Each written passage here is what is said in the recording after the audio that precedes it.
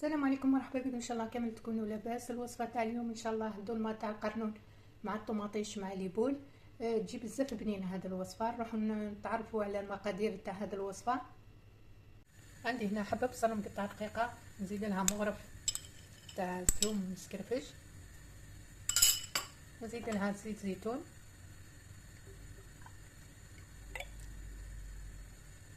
نشعل عليها ونخليها تتقلى. نزيد لها حبه طوماطيش مسكرفشه، شويه تاع الملح، شويه فلفل كحل، شويه تاع القرفه مرحيه.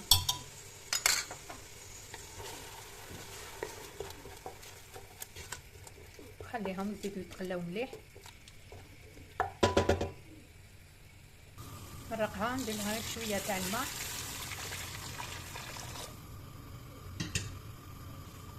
خليها ونروح نوجد البيون داشي. عندي هنا البيون داشي، ندير له 2 مغارف تاع لا شابير، حبه بصل صغيره مسكرمجه، شويه تاع ثوم مسكرفش، شويه تاع معدنوس، نزيد لها شويه تاع الملح، نعطيها شويه تاع الفلفل الكحل،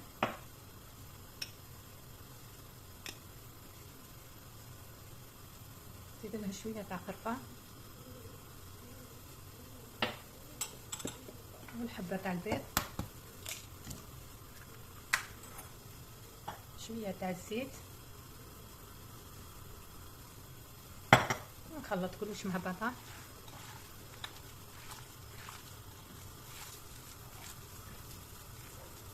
بعد ما نخلطو نروح نجيب القرنون والطوماطيش باش نحشيهم. عندي هنا الطوماطيش، نوري لكم الداخل كيفاه تخويوها. عندي هذا داير الداخل هكا،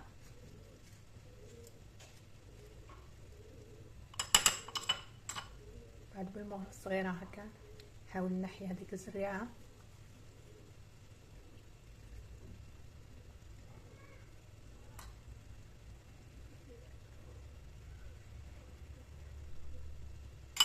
هكا وبعد نحشيها.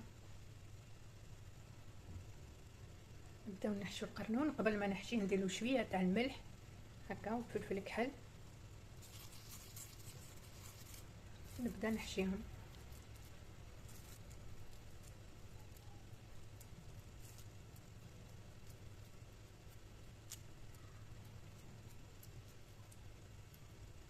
هكا نزيد الحبه تاع الطوماطيش، ندير لها كيف شويه ملح وفلفل كحل، نحشيها لداخل.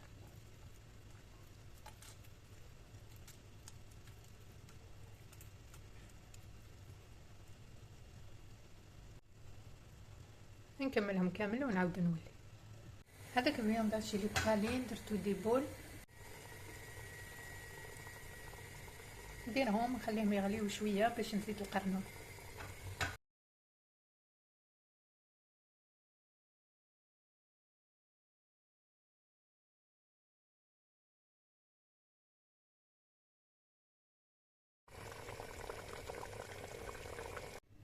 نزيد لها شويه تاع المعدنوس من الفوق.